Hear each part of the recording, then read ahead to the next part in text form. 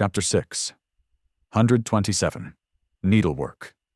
It took Sonny almost 2 weeks to approach the southern boundary of the Chained Isles. The further from the Red Colosseum he went, the less presence the warmongers had there. With Sylvain's militant order occupying the western reaches of the Kingdom of Hope, and the followers of Sun God in control of its center, engaged in a centuries-old conflict with each other, the south remained desolate and neglected. That made Sonny's life a bit easier, but also caused him to lower his guard a little. He still had to remain vigilant, though, because there were more and more unsightly horrors hiding in the deep shadows of the dark side as he traveled away from human settlements. On one of these days, Sonny found himself clinging to the underside of a small, floating island as he waited for the arrival of night. He had already rested and dined on several tubes of synth paste, so for now, there was nothing much for him to do.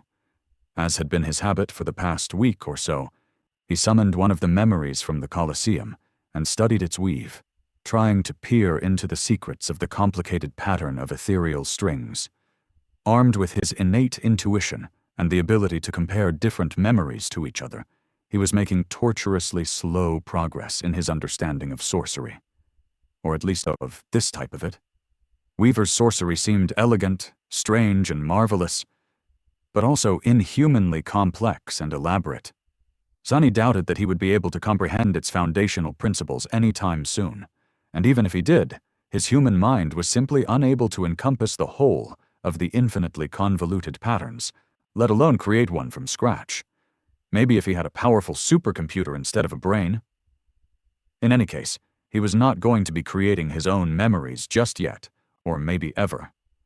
That didn't mean that he couldn't do anything, though. Sonny might not have had the capacity to create new weaves, but he had already proven his ability to copy those that already existed.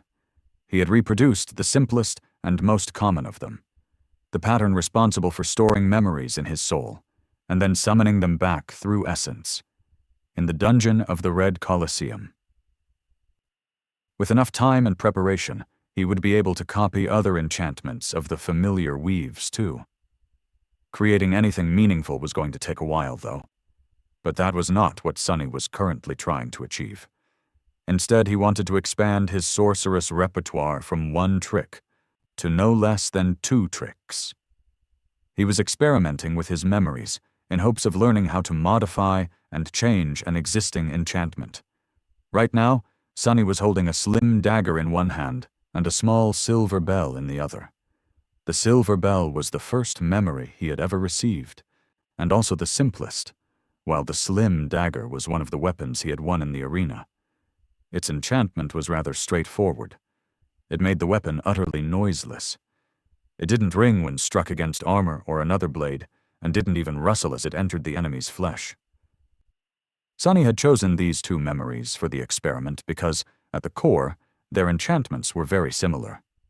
One was that of sound amplification, while the other was that of sound nullification.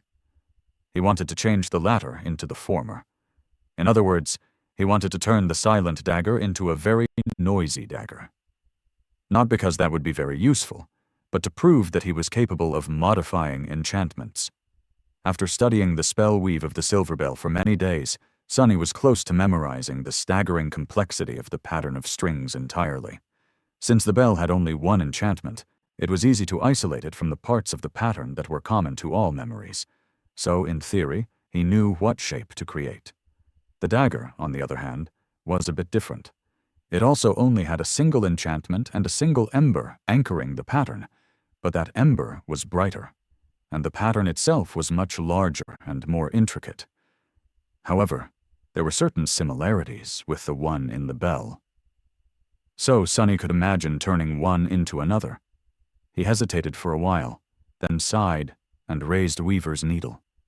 Just like on the day he had found it, the long and narrow needle was enveloped in a faint, weak golden shine that only he could see.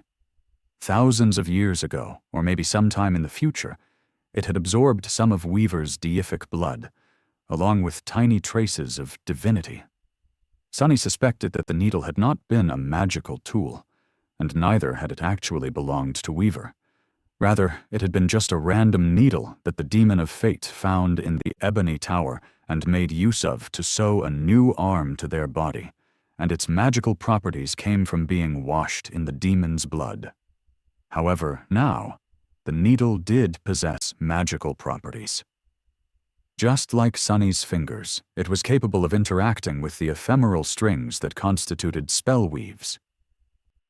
Sunny threaded a shadow string through the needle and carefully thrust it into the sorcerous pattern that created the enchantment of the silent dagger.